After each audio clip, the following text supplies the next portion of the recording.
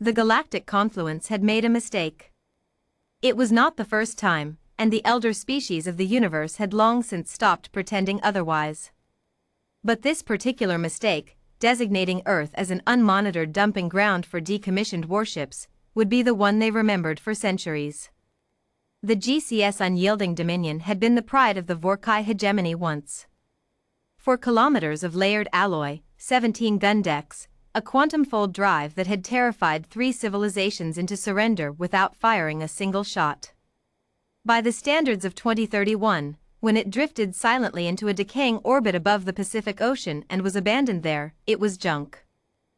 The Vorkai had already moved on to newer designs. The Dominion was obsolete, its shielding outdated, its weapons primitive by confluence standards, its hull riddled with microfractures from 200 years of active service. They left it the way a child leaves a broken toy. They did not ask permission.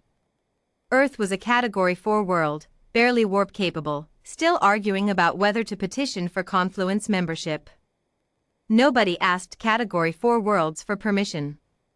Commander Zareth of the Vorkai Salvage Division filed the paperwork personally.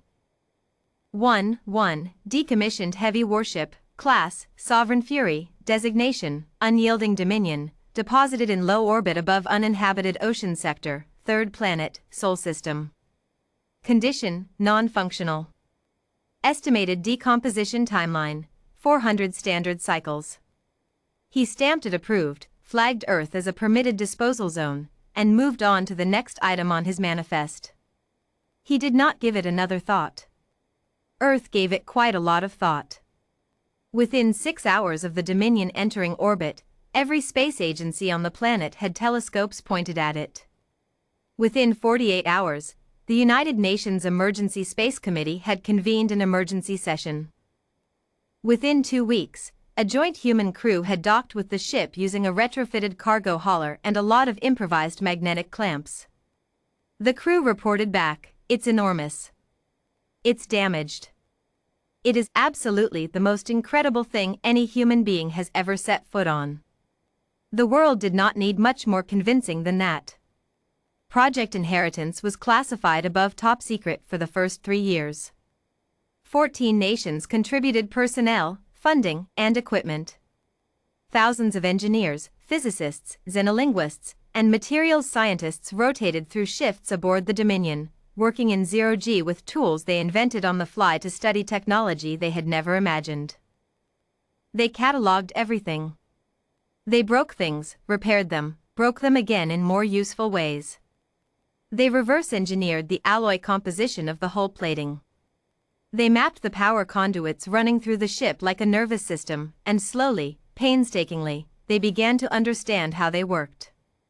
It took 11 years to get a single gun deck operational. The confluence, had they been watching, might have laughed. 1 gun deck. Out of 17. After 11 years. The weapons calibration was off by nearly 40%. The targeting systems were locked to Vorkai biometric signatures and had to be entirely rebuilt from scratch using human neural interface technology spliced into alien hardware. The result was ugly, asymmetrical, and looked nothing like the original design. It worked better than the original design. That discovery, that human modifications were improving the alien systems rather than merely approximating them, was the moment Admiral Darian Voss knew they had something extraordinary on their hands.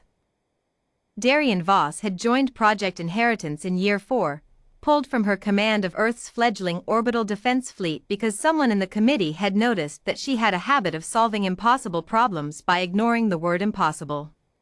She was 42 years old, had 17 years of experience commanding vessels held together with willpower and procurement workarounds, and she had the particular gift of making people around her believe that whatever came next was completely survivable. She walked the corridors of the Dominion like she owned them, because she intended to. They built this to intimidate, she told her chief engineer, Dr. Priya Nambiar, during one of their early walkthroughs of the main bridge.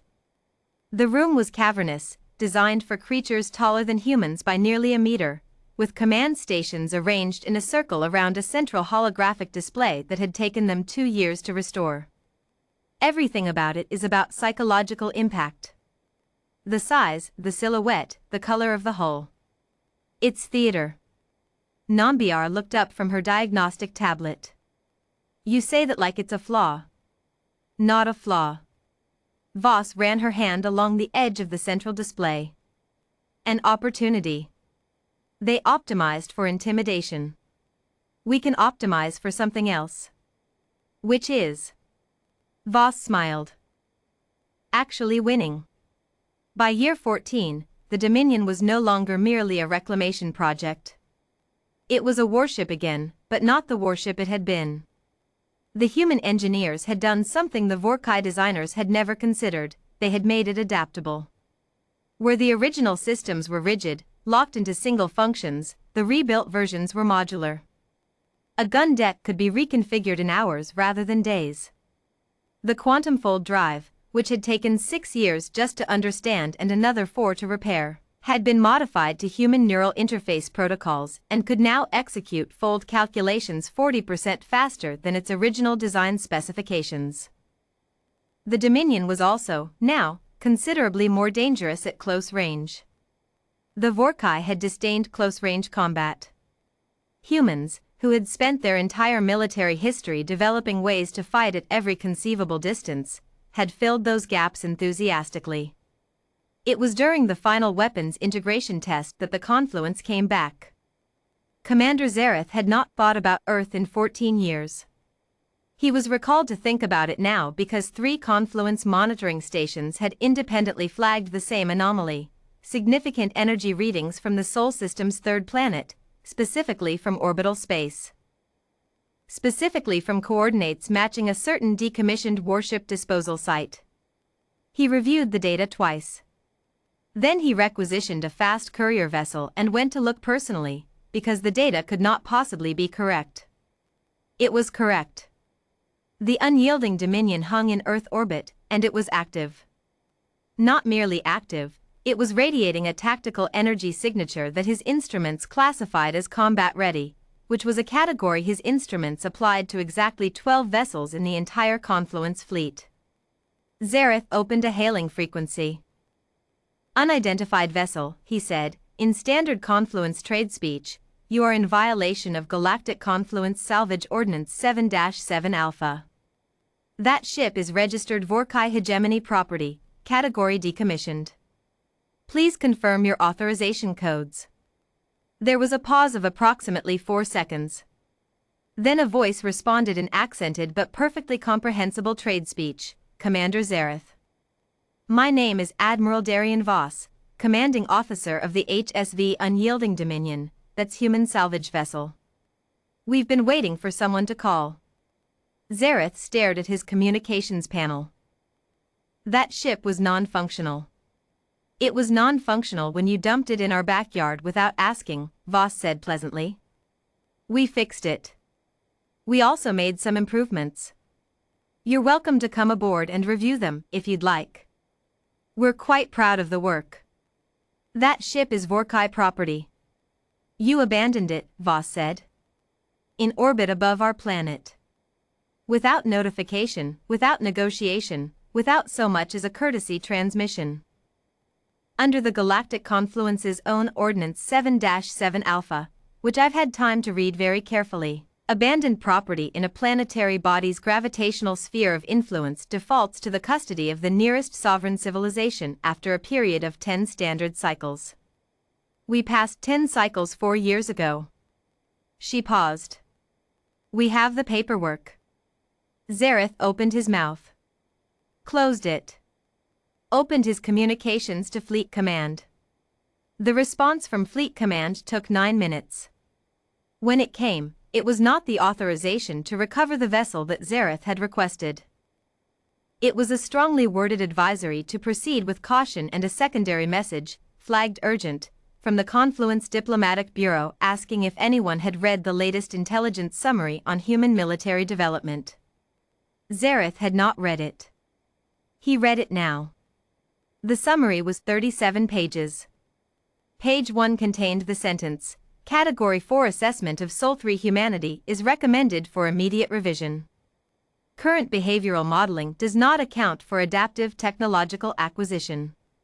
Page 12 contained a photograph of the Dominion's modified gun decks. Page 29 contained an engineering analysis comparing the ship's current combat capabilities to its original specifications. The Dominion was, according to Confluence analysts, now approximately 2.5 times as dangerous as it had been when the Vorkai had considered it a formidable weapon. Zareth looked out his viewport at the ship hanging in Earth orbit. At the small human vessel docked beside it, the one they had apparently used to board and begin this absurd 14-year project. He thought about the paperwork he had filed. Estimated decomposition timeline, 400 standard cycles. Admiral Voss, he said finally. Still here, Commander. I believe, Zareth said slowly, that the Galactic Confluence owes your people an apology. And possibly a membership application.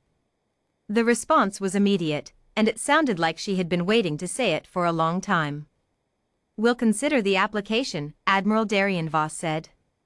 The apology is non-negotiable. The Galactic Confluence had made a mistake. They would not make it again.